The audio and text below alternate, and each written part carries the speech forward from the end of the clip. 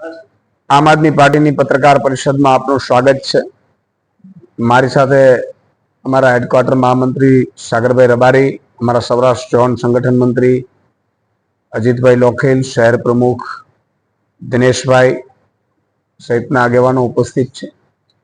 મિત્રો, જ્યારથી વિસાવદરની ચૂંટણી ભાજપ હાર્યું છે, ભાજપે તમામ મંત્રીઓ, મુખ્યમંત્રીઓ, કેન્દ્રીય મંત્રીઓ, અધિકારીઓ, પોતાને મળતિયા પોલીસ અધિકારીઓ, આ બધાને ચૂંટણીના કામોમાં લગાડ્યા હતા। તમે વિચાર કરો કે સામ દામ દંડ ભેદ, દારૂ, રૂપિયા, બધું બેફામપણે વિસાવદરમાં ભાજપે ઉતાર્યું। 101 ધારાસભ્યો, સાંસદો, મંત્રીઓ, ભાજપના સંગઠનના હોદ્દેદારો ગામ ગામ દીઠ બેઠા, છતાંય 30 વર્ષના ભાજપના કુશાસનથી કંટાળેલી પ્રજા, તમામ ગરીબો, વંચિતો, શોષિતો, દલિતો, આદિવાસીઓ વિરોધી માનસિકતા ધરાવતી ભાજપથી કંટાળેલી આ પ્રજા વિસાવદરમાં ભાજપને જડબા તોડ જવાબ આપ્યો। અને જે ભાજપે ધારાસભ્યને તોડીને ગયા હતા, એ જ ભાજપને એમણે 3 ગણી લીડથી હરાવ્યા। આ વિસાવદરની જનતા છે। અને એટલા માટે થઈ અને આખું ભાજપ એટલું ગોખલાઈ ગયું છે કે આમ આદમી પાર્ટીના એક નેતા કે કાર્યકર્તાઓ ઉપર ખોટા કેસો કરવાની શરૂઆત કરી છે। અને એનો ભાગે ચેતરભાઈ વસાવા ઉપર, માનનીય અમારા ધારાસભ્ય શ્રી છે ચેતરભાઈ વસાવા સંકલનની મિટિંગમાં ગયા હતા અને એમણે ભ્રષ્ટાચારનો મુદ્દો ઉઠાવ્યો અને અનઅપેક્ષિત જે લોકો હતા ભાજપના, જે સમિતિમાં હતા, મિટિંગોમાં બેસે છે, એ કઈ રીતે બેસે છે સવાલ ઉઠાવતા ભાજપના નેતાઓએ ચેતરભાઈ ઉપર હુમલો કર્યો, એમની ફ્લેટ પકડી, એમના બટન તોડી નાખ્યા અને એમને મારવાની કોશિશ કરી। તમે વિચાર કરો કે એ મારવાની કોશિશ બાદ ચેતરભાઈએ સ્વયંભૂ અરજી લખી અને પોલીસ સ્ટેશનમાં આપે છે અને ભાજપના નેતા વિરુદ્ધ ફરિયાદ કરે છે।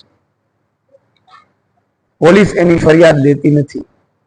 પોલીસે બંધારણનું કે એમણે જે શપથ લીધું એનું પાલન કરતી નથી। પણ ભાજપ વાળાના કહેવાથી પોલીસ એ જ સમયે ચેતરભાઈની અટકાયત કરે છે, ધરપકડ કરે છે, ચેતરભાઈ ઉપર પોલીસ ફરિયાદ કરે છે। અને ચેતરભાઈના પરિવારને મળવા દેવામાં નથી આવતા, વકીલોને મળવા દેવામાં નથી આવતા। આખા સેંકડો પોલીસો જે ખરેખર પ્રજાના સુરક્ષા માટે છે, એ ચેતરભાઈ માટે લગાડી દેવામાં આવે છે, જેનાથી કોઈ પબ્લિક ન આવે। આના 2 કારણો છે। એક તો ભાજપ છે એ આદિવાસી સમાજની વિરોધી માનસિકતા ધરાવે છે। આદિવાસીનો કોઈ યુવાન આદિવાસી સમાજનો અવાજ બને એ ભાજપ ઈચ્છતું નથી।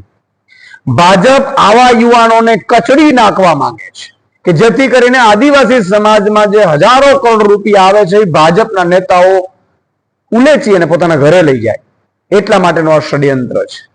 તમે જો ચેતરભાઈ વસાવાએ ચાલુ મંત્રીની સામે પડ્યા, ચાલુ મંત્રીના 2000 કરોડથી વધારેનો મનરેગા કૌભાંડનો ભ્રષ્ટાચાર બહાર પાડ્યો, એમના દીકરાઓને એમની જ પોલીસે પકડ્યા।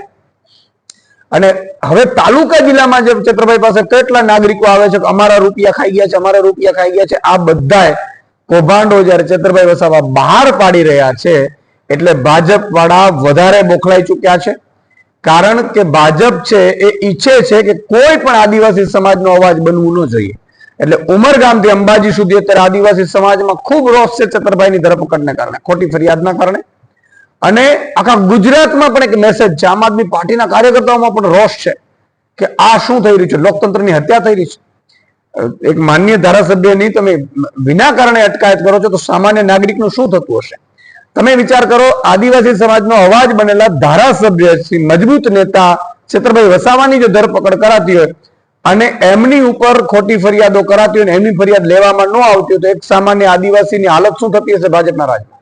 એટલે હું તમામ આદિવાસી સમાજને વિનંતી કરવા માંગુ છું, તમામ આદિવાસી સમાજના તમામ પાર્ટીના નેતાઓને અપીલ કરવા માંગુ છું કે જે નેતા ભાજપના દલ્લા નથી એ નેતાઓને મારી વિનંતી છે કે સમય બાકી ગયો છે। આદિવાસી સમાજે અંગ્રેજોને ભગાડ્યા છે, તો આ જ સમાજ છે એ આ ભાજપના નેતાઓને ફોન કરો અને પૂછો કે હજારો કરોડ રૂપિયા તમે અમારા ખાઈ ગયા, જે ખરેખર મનરેગા યોજના ગરીબો, વંચિતો, શોષિતો માટે જે 100 દિવસની રોજગારી હોય છે અને એનાથી એના પેટ ભરાતા હોય છે, એના રૂપિયા ભાજપના નેતાઓ ખાઈ ગયા। અને એનો અવાજ જયારે ઉઠે છે તો એ રૂપિયા પાછા તો આપવા નથી, પણ અવાજ ઉઠાવનારને ખોટા કેસમાં ફસાવે છે। તો આદિવાસી સમાજના એક યુવાનની ફરજ છે કે સવાલ કરે, અને મને પૂરો વિશ્વાસ છે કે આગામી તાલુકા જિલ્લા પંચાયતની ચૂંટણીઓમાં આદિવાસી સમાજ ભાજપ વિરોધ મતદાન કરશે.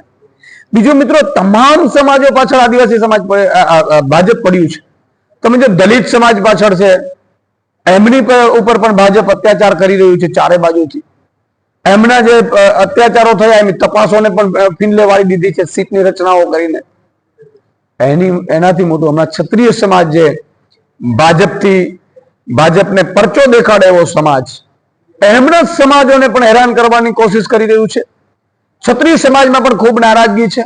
હું સમગ્ર ક્ષત્રિય સમાજને કહેવા માંગુ છું કે આ ભાજપને જ્યાં સુધી તમે મત આપતા હતા ત્યાં સુધી વાંધો નતો. હવે તમારા ઉપર, આપણી માતાબેન દીકરીઓ ઉપર જે રણચંડીઓ કહેવાય, એમના ઉપર ખોટા કેસો કરી એમને ડરાવવાની, ધમકાવવાની, એને આંદોલનો કરીને એને ટીંગાટોળીઓ કરે, આવી હાલત ભાજપ જયારે લાવ્યું છે ત્યારે ક્ષત્રિય સમાજને પણ મારે વિનંતી કરવી છે કે તાલુકા જિલ્લા પંચાયતની ચૂંટણીઓ આવી રહી છે. ખરા ક્ષત્રિય સમાજ શું છે, રાજપૂતો શું હોય અને કેવો પરચો દેખાડે, એ દેખાડવાનો સમય તમારો પાકી ગયો છે મિત્રો. એટલે મને પૂરો વિશ્વાસ છે કે ભાજપને હવે, ભાજપ જે પ્રજા વિરોધી માનસિકતા કરે છે, જ્ઞાતિ સમાજ વિરોધી માનસિકતા ભાજપની છે, એ હવે બહાર આવી રહી છે. અને તમામ જ્ઞાતિઓ, ઓબીસીમાં તમે જુઓ, ઓબીસી સમાજ સાથે સતત અન્યાય થઈ રહ્યો છે. ઓબીસી સમાજને ફંડ ફાળવવામાં નથી આવતું, ઓબીસી સમાજ નિગમોમાં એમની પાસે રૂપિયા ફાળવવામાં નથી આવતા. ઈડબ્લ્યુએસમાં પણ આજે હાલત છે. એટલે બધા ગરીબો, વંચિતો, શોષિતો અત્યારે ભાજપના રાજમાં પીડિત છે. જે મને લાગે છે કે આગામી સમયમાં આવનારી ચૂંટણીઓમાં જેમ વિસાવદરની જનતાએ ભાજપને લાત મારી છે, એવી જ રીતે આખા ગુજરાતમાંથી લાત મારશે એવું મને પૂરો વિશ્વાસ છે. અમારા માનનીય ગોપાલ ઇટાલિયાજી જે વકીલ પણ કાયદો હાથમાં લઈ રહ્યા છે, એ છાપ ભારતીય જનતા પાર્ટી દ્વારા ગણતરીપૂર્વક ઊભી કરાઈ રહી છે. ગુજરાતના આદિવાસી વિસ્તારમાં પેસા એક્ટનો સંપૂર્ણપણે અમલ આજ સુધી નથી થયો. ફોરેસ્ટ રાઇટ એક્ટ અંતર્ગત આદિવાસી સમાજને જે જમીનો મળવી જોઈતી હતી એ સ્થાનિક ઘર્ષણ કર્યું, હાઈકોર્ટે ચુકાદો આપ્યો, જેબી પારડીવાલાનું જજમેન્ટ આવ્યું, એ પછી એ જજમેન્ટનો પણ અમલ નથી થઈ રહ્યો. તો કોઈ પણ સાચો સમાજ સેવક હશે એ પોતાના સમાજના હિતમાં અવાજ તો ઉઠાવવાનો, હાઈકોર્ટના જજમેન્ટનું પાલન તો માંગવાનો. એવી જ રીતે આદિવાસી વિસ્તારમાં બેફામપણે ખનીજની ચોરી ચાલી રહી છે. ચાહે નદીની રેતી હોય કે પછી કોરીઓ ચાલતી હોય, ગેરકાયદેસર કોરીઓ, ગેરકાયદેસર રેતી ખનન આ બેફામ ચાલી રહ્યું છે, જેમાં વ્યાપક ભ્રષ્ટાચાર છે. તો સ્વાભાવિક છે કે જે લોકો ચૂંટણી જીતીને ભાજપના ગુલામ થઈ ગયા છે, પરંતુ જે ગુલામ નથી, જે કોઈનાથી દબાયેલો નથી, એવો સમાજ સેવક તો પોતાના સમાજ માટે અવાજ ઉઠાવે. એવી જ રીતે એસટી સબપ્લાનના ગુજરાત સરકાર જે બજેટમાં પૈસા ફાળવે છે, એમાંનું મોટા ભાગનું બજેટ, ચાહે એ નલ સે જલ હોય, ચાહે એ મનરેગા હોય કે બીજી કોઈ પણ સરકારી યોજનાઓ હોય, એનો બેફામપણે દુરુપયોગ થાય છે. તો એક ચૂંટાયેલા પ્રજાના પ્રતિનિધિ તરીકે જ્યારે જ્યારે ચૈતરભાઈ વસાવા આ અવાજ ઉઠાવે છે, ત્યારે એ લોકો પાસે કોઈ જવાબ નથી, કોઈ ખુલાસો નથી, એને ક્યાંય વ્યાજબી ઠેરવી શકતા નથી. એટલે આ પ્રકારની અફવાઓને પ્રોત્સાહન આપી અને ચૈતરભાઈની છબી ખરડવાનો પ્રયત્ન કરે છે.